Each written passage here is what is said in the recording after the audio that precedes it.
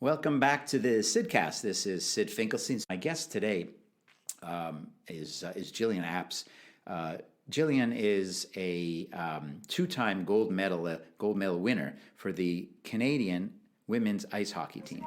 Let's talk to Gillian.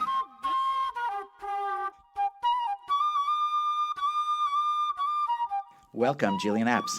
Thank you very much for having me. So how old were you when you laced on skates for the first time? I was probably 2, 3. We, just like every Canadian family, had a rink in our backyard, and I loved it. So you ended up going to Dartmouth. Where'd that come from? When I went to Dartmouth, I just fell in love with the campus and the coach and the girls, and that was it. My decision was made. Yeah. So back to the Olympics. Yep. So the first Olympics games you were at was in Italy, Torino. It was in Torino, and that was 2006. Yes. And do you remember skating out on the ice the first time?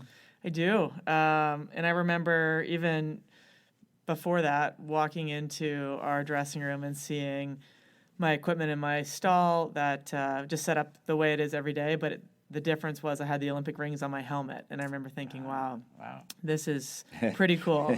And so when you go to the rink and you play, I guess because Canadian fans are traveling everywhere, you've probably had a lot of people in the stands, and you were the best. Canada and U.S. are the two best teams. That was another example of Canada-U.S. in the final, wasn't it? Canada-Sweden in the final, actually. Oh, my God. Yeah, it was a bit of an odd situation because we were happy to win gold. Sweden was actually very happy to win silver. Right. And the U.S. was obviously devastated to win bronze. Right. Right. Because at this point right now in women's hockey, it's kind of gold or bust. That's the way people think about it. So in Vancouver, skating on the ice for the gold medal game, and that was against the U.S. Team. Yep. What was going through your head?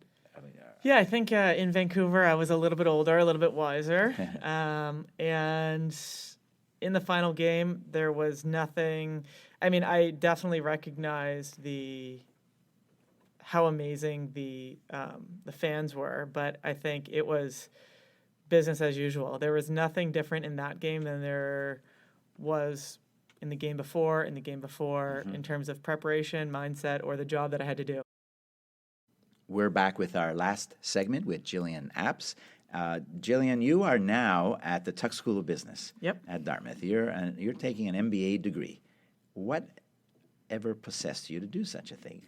I've been asked that a lot. Yes. I think when I retired from sport in 2014 after the Olympics in Russia, I knew I wanted to do other things outside of sport, and I didn't necessarily have the knowledge or the tools to get there. So my older brother had played hockey, and he went to business school when he retired, and it just was a really good transition point for him. So he was a great mentor for me.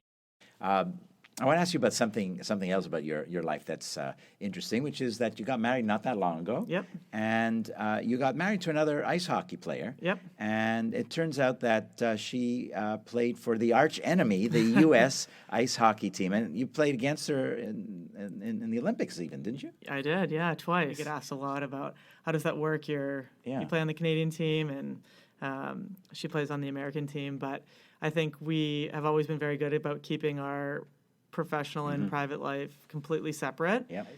If you could transport yourself back to when you were 21 years old, and knowing what you know now and the life you've lived so far, what piece of advice would you give to yourself, your own 21-year-old self, kind of thinking about? Wow. I would probably tell myself to take more business classes in undergrad.